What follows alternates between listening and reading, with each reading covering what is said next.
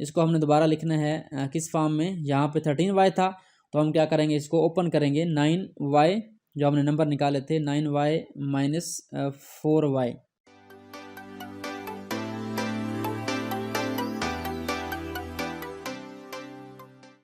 अस्सलाम वालेकुम, welcome students. आज का हमारा टॉपिक है क्लास 10th मैथमेटिक्स का एक इक्वेशंस का एक बेसिक टॉपिक है जिसमें हम इक्वेशन को सॉल्व करते हैं। चैप्टर 1 है क्लास 10th का। तो इसमें क्या करना होता है, हमें इक्वेशन को सॉल्व करना होता है। बट इक्वेशन हमारे पास कौन सी है जिसमें जो है हाईएस्ट पावर जो होती है वेरिएबल के 4 होती है, क्योंकि आप जानते हैं जिस इक्वेशन में हाईएस्ट पावर 2 होती है उसको हम कहते हैं क्वाड्रेटिक इक्वेशन, और उसको हम सॉल्व करने के 3 मेथड डिस्कस कर चुके हैं। इसमें हमारे पास एक जो है क्वाड्रेटिक फार्मूला था, दूसरा जो है फैक्टराइजेशन मेथड था, और तीसरा था हमारे पास बाय कंप्लीटिंग स्क्वायर। तो इस टाइप की इक्वेशन को हम क्या कहते हैं, बाई क्वाड्रेटिक, यानी ऐसी इक्वेशन जिसके अंदर वेरिएबल की हाईएस्ट पावर क्या है 4 है हमारे पास। तो हमारे पास ये क्या है, बाई क्वाड्रेटिक इक्वेशन है। चलिए स्टार्ट करते हैं और देखते हैं इसको सॉल्व कैसे करना है। तो इसको सॉल्व करने का मेथड ये है कि हमने क्या करना है, इसको रिड्यूस करना है क्वाड्रेटिक इक्वेशन में। यानी कुछ इक्वेशन ऐसी होती हैं जिनको हम क्वाड्रेटिक इक्वेशन में रिड्यूस कर सकते हैं। चलिए स्टार्ट करते हैं सोल्यूशन को। सबसे पहले क्या करना है आपने, सबसे पहले आपने क्या करना है, सपोज क्या करना है। तो यहाँ पे हमने क्या करना है, सपोज करना है x square is equal to y। हमने कोई और वेरिएबल लिया है, y का नाम दे दिया इसको। तो ये तो हमारे पास क्या बन जाएगा, y बन जाएगा। बट हमें चाहिए क्या, x4। तो अब हम क्या करते हैं, इस इक्वेशन का दोनों साइड पे स्क्वायर लेते हैं, क्योंकि हमें क्या चाहिए, x4 चाहिए। तो हमारे पास रिजल्ट क्या आएगा इसका स्क्वायर लेंगे तो हमारे पास क्या आ जाएगा, x की पावर 4। तो ये हमारे पास क्या आ जाएगा, x4 बराबर है y स्क्वायर के। क्योंकि हमारे पास ये बेसिक स्टार्टिंग इक्वेशन थी, इसको हम देते हैं 1 का नाम। तो हम क्या करेंगे, अब इस सारे डेटा को क्या करेंगे, जो हमारे पास हमने सपोज किया था और उसके बाद जो वैल्यू हमने निकाल ली है, इसको हम यूज़ करेंगे इक्वेशन 1 के अंदर। तो हमारे पास इक्वेशन 1 क्या बन जाएगी, यानी x4 बराबर है y स्क्वायर के। तो हमारे पास इक्वेशन क्या आ जाएगी, y स्क्वायर और उसके बाद -13 है, 13 x स्क्वायर था। तो x स्क्वायर का हमने सपोज किया y के बराबर। तो हमारे पास क्या आ जाएगा, 13y बन जाएगा, और प्लस क्या हमारे पास 36 as it is equal to 0। तो अब क्या करना है, हमने इसको सॉल्व करना है सेम मेथड से, जो हमारे पास 3 मेथड मौजूद हैं। तो यहाँ पे अगर आप देखें तो इसके फैक्टर इजीली हम निकाल सकते हैं।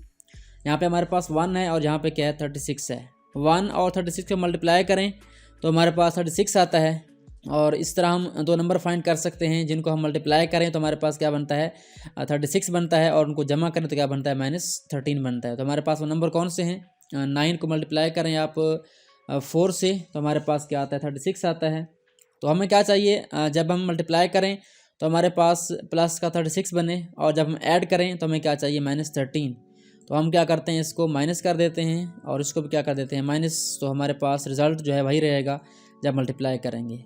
अगर हम इसको ऐड कर दें तो हमारा जो रिक्वायर्ड रिज़ल्ट है -9 - 4 इज़ इक्वल टू 13, वो हमारा हासिल हो जाएगा। तो हमें ये 2 नंबर चाहिए थे, वो हमारे पास आ चुके हैं, जिससे हमारी इक्वेशन जो है फैक्टराइज होकर इसके सोल्यूशन आ जाएंगे। तो हमारे पास नंबर कौन से आ चुके हैं, 9 और 4। तो हम क्या करेंगे, इस इक्वेशन को दोबारा लिखेंगे। इसको हमने दोबारा लिखना है किस फॉर्म में, यहाँ पे 13y था तो हम क्या करेंगे, इसको ओपन करेंगे 9y जो हमने नंबर निकाले थे 9y माइनस 4y। तो ये हमारे पास अगेन दोबारा जमा होकर क्या बन जाएगा, ये बन जाएगा। बट इसका फ़ायदा क्या होगा कि हम इसके फैक्टर निकाल सकते हैं, यानी इन दोनों के फैक्टर निकाल सकते हैं कॉमन, और इन दोनों के फैक्टर निकाल सकते हैं। तो आपने करना क्या है, जो पहले 2 हमारे नंबर हैं इनमें से कुछ ना कुछ कॉमन लेना है। तो यहाँ पर अगर आप देखें तो y स्क्वायर है और यहाँ पे 9y है। तो इसका मतलब ये है कि यहाँ से y कॉमन आ सकता है। तो आप क्या करेंगे, यहाँ से y कॉमन लेंगे, और कॉमन लेने के बाद फॉर्म ब्रैकेट लगाते हैं, और यहाँ से एक y चला गया तो क्या बच जाएगा, एक y बच जाएगा, और उसके बाद माइनस का साइन है, और y जहाँ पे कॉमन आ गया तो क्या बचा, पीछे हमारे पास 9 बच गया। तो यहाँ पे हमारे पास क्या आ जाएगा, y - 9 ब्रैकेट क्लोज। अब क्या करना है आपने, यहाँ पे माइनस है तो यहाँ पे डायरेक्टली आपने क्या लगा देना है, माइनस लगा देना है। इसमें आप देखें तो 4y है और इसमें 36 है। तो यहाँ पे y तो कॉमन नहीं आ सकता, चेक करें 4 कॉमन आ सकता है। आप जानते हैं कि 4 तो यहाँ पे तो है, लेकिन यहाँ पे 4 9 36। तो हम क्या कर सकते हैं, यहाँ से 4 कॉमन ले सकते हैं। तो हमने लेना है -4 कॉमन, उसके बाद ब्रैकेट लगाएंगे, और -4 जब कॉमन आ गया तो हमारे पास क्या बन जाएगा, प्लस का y यहाँ पे आ जाएगा सिंपल। और यहाँ पे जब हमने 4 कॉमन लिया माइनस का, तो यहाँ पे साइन क्या हो जाएगा, तब्दील हो जाएगा, यहाँ पे हमारे पास आ जाएगा माइनस और 4 9 से 36, तो यहाँ पे 9 आ जाएगा, ब्रैकेट क्लोज कर देंगे, इज इक्वल टू 0। तो ये तकरीबन हमारे फैक्टर आ चुके हैं। अब क्या करना है, आपने इन फैक्टर को कॉमन निकालना है, y-9 और y-9 को, ये कॉमन है तो हम क्या करेंगे, इसको दोनों में टर्म में से कॉमन ले लेंगे। कॉमन लेने के बाद आपने क्या करना है, अगेन ब्रैकेट लगानी है, यहाँ से y-9 चला गया, पीछे हमारे पास y बच गया, और यहाँ से y-9 गया तो हमारे पास पीछे 4 बच गया, y-4। तो ये हमारे पास इसके फैक्टर आ चुके हैं। अब क्या करना है, हमने इसको भी 0 के बराबर लिखना है, और जो हमारे पास सेकंड फैक्टर है उसको भी 0 के बराबर लिखना है। तो यहाँ से हमारे पास क्या आ जाएंगी, दो वैल्यूज़ आ जाएंगी y की।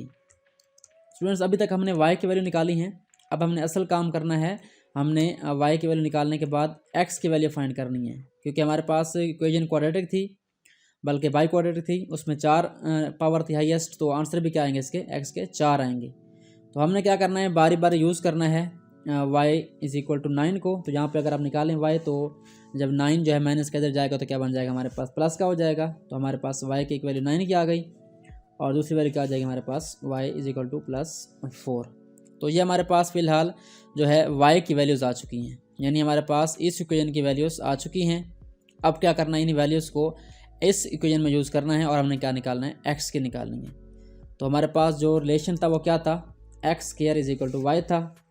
तो हम क्या करेंगे, पहले यूज़ करेंगे y इज़ इक्वल टू 9। तो हम क्या करेंगे, इसको हम 2 का नाम दे देते हैं, क्योंकि हमारे पास ये सेकंड रिलेशन है, तो हमारे पास ये 2 बन जाएगा। तो हम क्या करेंगे, y की वैल्यू यूज़ करेंगे इक्वेशन नंबर 2 के अंदर। तो हमारे पास ये इक्वेशन 2 लिख लेंगे आप इसको। तो हम क्या करेंगे, इसको यूज़ करेंगे, तो हमारे पास जो है x की वैल्यूज़ आ जाएंगी, क्योंकि हमारे पास था x के इक्वल y। तो हम क्या कर सकते हैं, यहाँ पे y की वैल्यू हमारे पास गिवन है, तो हम लिख सकते हैं कि x² इज़ इक्वल टू, हमारे पास क्या आ जाएगा, x² is equal to y की जगह हमारे पास 9 आ जाएगा, यहाँ पे 9 लिख लेंगे। तो हमने x निकालना है, तो हम क्या लेंगे, दोनों तरफ से स्क्वायर रूट, 9 का भी आप स्क्वायर रूट ले लें। स्क्वायर रूट लेने के बाद आपने लगाना है यहाँ प्लस माइनस, तो प्लस माइनस लगाने के बाद हमारे पास क्या आ जाएगा, इसका आंसर आ जाएगा। यहाँ पे क्या होगा, x² और स्क्वायर रूट आपस में कैंसिल हो जाएगा, यहाँ पे x बच जाएगा, और इसका आंसर क्या आ जाएगा हमारे पास, प्लस माइनस क्या आ जाएगा हमारे पास, ये 3 आ जाएगा।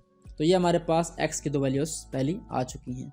अब क्या करना है, सेम काम करना है, हमने यूज़ करना है y की सेकंड वैल्यू को, जो हमारे पास 4 थी। तो हमने क्या करना है, use y is equal to 4 in equation number 2, use करें 4 को।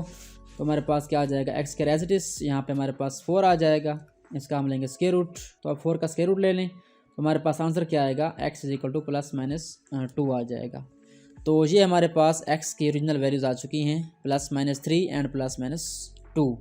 तो ये हमारे पास इस इक्वेशन का सोल्यूशन है, यानी हमारे पास 4 वैल्यूज़ आई हैं, एक +2, एक -2, और तीसरी हमारे पास +3 और -3।